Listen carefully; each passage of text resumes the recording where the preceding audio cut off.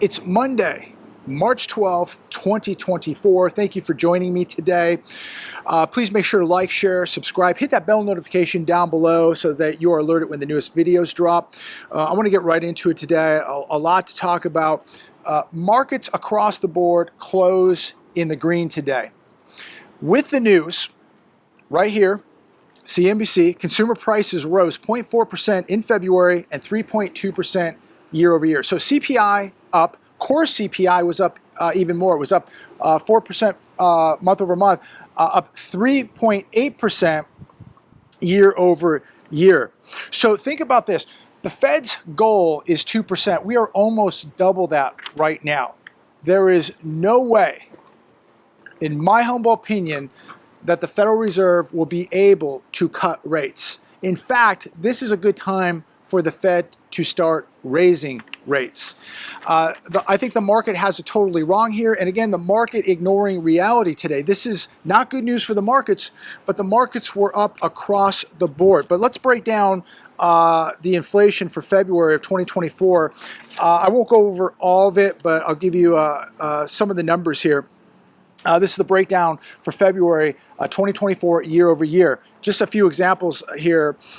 Juice and drinks up 27.2%. Beef roast up 9.2%. Baby formula up 8.8%. Sugar up 6.1%. Candy and gum up 5.8%. Tomatoes up 4.7%.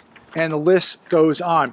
Car insurance up 20.6% year over year. Admission to sporting events up 11%. Tax return preparations, wow, 9.8%. Non-prescription drugs up 9.3%. Car repairs up 8.5%. Rent of primary residence up 5.8%. The Fed ain't cutting anytime soon, ladies and gentlemen. We're looking at the market at all-time highs, and inflation is not going away. It is creeping back up. And this is just the official data. We know that the unofficial data, the real numbers, are much worse than this, and that inflation is much higher than we're being told. When we look at the cost of just going to a restaurant, I was reading this article today, $20 cheese burglar raids pockets. That's the title of this article. Many restaurants, no doubt, are on borrowed time. I hate to say that. It's a tough business. People risk everything to open up a restaurant. It's a hard business, and restaurants are not getting any help whatsoever. This inflation is just a huge tax on everybody, including restaurants, and consumers just cannot afford it. People that used to go out 2 or 3 times a week to eat are now going out once a week, once every 2 weeks. Many people are just not going out at all. They just cannot afford it. But if you go to a decent restaurant, a decent sit-down restaurant, not a fast food drive-through, but a decent restaurant, you're going to easily pay $20 for a cheeseburger now. Cheeseburger and fries, not even a drink. Cheeseburger and an order of fries is going to easily cost you $20 now at a decent sit-down restaurant. In the article, it says a restaurant owner said he is taking his high-quality burger off his menu. He can't make any profit on it. He said he also laid off 70% of his staff, and he's going to take more items off the menu, and he's just going to look at putting items on the menu that he can sell for under $20. Also, shipping costs are rising. How in the world? Somebody please explain this to me. Comment down below. Shipping costs are going up. Gas prices are going up. Inflation is going up. We know what's happening in Texas with the fires and what that's going to do to the cost of meat. Prices are not coming down. Just go to the grocery store, have pay for a service. Nothing's coming down. It's continuing to go up. How in the world do these markets believe that the Fed is going to be cutting rates? I think now the June rate cut is completely off the table. I just don't even see rate cuts this year. The markets continue to hope and pray for these cuts. I don't see it. Dow Jones up 257 points today. NASDAQ up 246. The 10-year creeped up 5 basis points today, sitting at 4.16%. I checked bankrate.com, 30-year fixed rate on a mortgage, 6.95%. I expect that to probably be going over 7% here very shortly. And this all on top of the news. So markets go up today with the CPI report, not good, And IBM slashing jobs in marketing and communications. They're not saying how many jobs they are going to be slashing, but get this, so far this year, 204 tech companies have cut almost 50,000 jobs. Here's another one on the hedge today. Bring out your dead. Bring out your dead. Mall retailer The Body Shop files for Chapter 7 bankruptcy. The struggle was signaled by the closure of half its UK stores, subsequently leading to a restructuring process in Canada and a sudden shutdown of its operations in the United States on March 4th.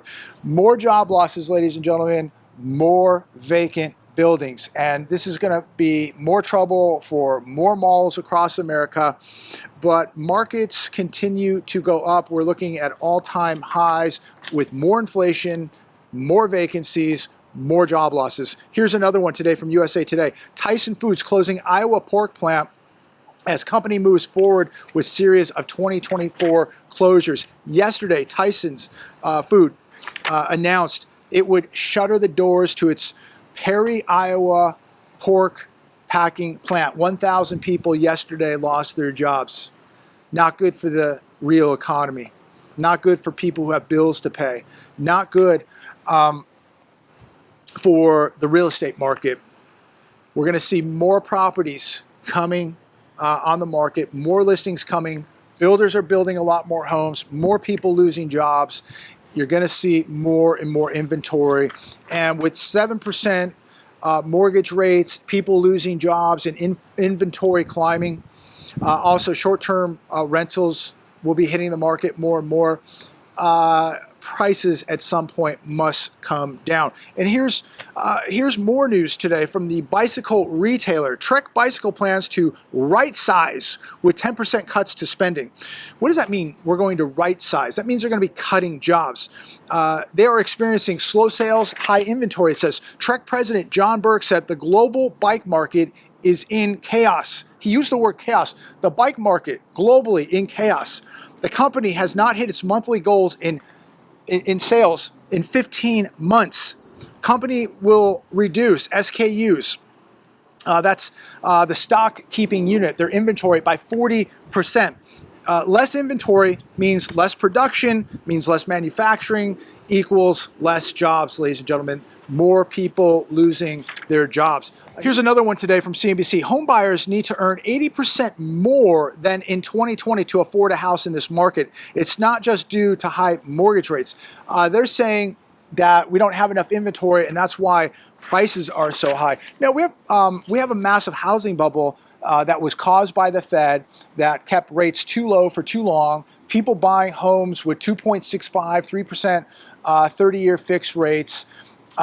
The Fed buying mortgage-backed securities, and of course, everybody on the television just propping up this FOMO that you needed to buy a house. And so they've created a massive bubble, and so that's why houses are overpriced. But leave it to the market, because the market at some point is going to force prices down because there's too much inventory coming. There will be too much inventory, and there will be too few buyers, too few people qualified to buy these homes, and that will force prices down. 4 years ago, a household earning $59,000 annually could afford a new mortgage without spending more than 30% of their monthly income and with a 10% down payment. That is no longer the case. It says home buyers need to make about $106,000 a year in order to afford the typical home today, an 80% increase from January of 2022.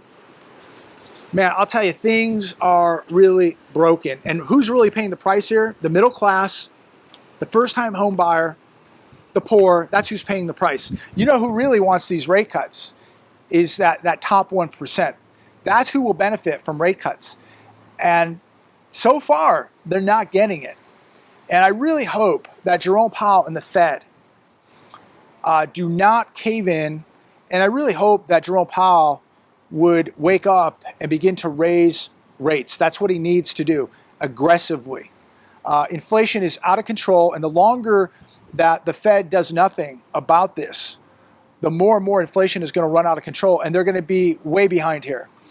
And again, if they don't do something about this inflation pretty soon, it is going to have a real continued catastrophic effect on this economy. And look, one of the best things they could do is raise rates and really crush this housing market and get prices back down to earth so that the middle class and first-time home buyers can get back into this market. We would see car prices come down, we'd see home prices come down, we would see some affordability. But that 1%, they're the ones that benefit from rate cuts, not you. That is just going to push prices of everything up even further. It's going to be very inflationary if they cut rates. I hope and pray they don't do it. Another article today, and I'll close with this, the great Ponzi scheme. Think about where we're at right now, just to name a few things. $34 trillion in debt, $128 trillion in total obligations, $18.2 trillion in additional interest-bearing debt projected by the CBO over the next 10 years if we do not add any new programs. We have 150 plus trillion in interest-bearing debt in 30 years if we do not change our programs. We are borrowing as a nation $80,000 per second, I think it was around $6.4 million a minute. This is absolutely unsustainable. This is crushing people. It is destroying this nation. We are spending money we don't have. We are printing and borrowing money we can never pay back. We are destroying our dollar, destroying our purchasing power, really destroying the future of this country and the reputation of this country. It is being absolutely destroyed right before your very eyes. So, like most people, they'll do absolutely nothing about it. They'll go to a baseball game, they'll go to a movie, not worry about anything. Ladies and gentlemen, if you care about your future, if you care about your kids, if you care about the future of this country, you better wake up and you better prepare. Nobody is going to stop what is coming. The wheels are in motion. The train is off the tracks as I make this video. Nothing is going to stop what is in action. But we can all do the best that we can to prepare ourselves and our families for what has begun. There is no going back to normal. We ain't in Kansas anymore. We're in big trouble. And so the only thing we can do at this point is take care of ourselves. Don't rely on the system. Don't rely on the police to save you.